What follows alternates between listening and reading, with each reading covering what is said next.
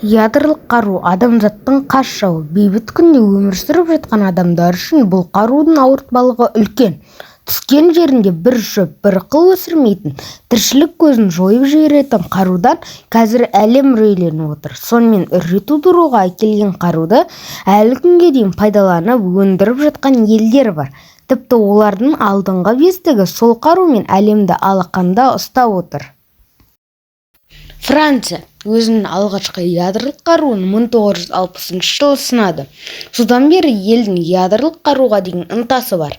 Тіпті бас тартуға ниетті емес. Кейбір дерек көздеріне қарағанда аталған елде ядролық қару ретінде саналатын 290-ға жуық атқылаушы бомба бар.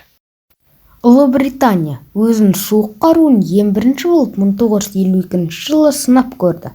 Алғашқы сынақтан өткен ядролық қару ураган деп аталатын жоба негізінде жүзеге асқан. Дәл қазіргі кезде олардың саны 250. Қытай 1964 жылы ең бірінші рет Қытай елінің ядролық қару сынақтан өтті. Мәліметтер мен қарулы күштерінің беретін есебіндегі ядролық қарулардың саны өте аз деп болжайды сарапшылар.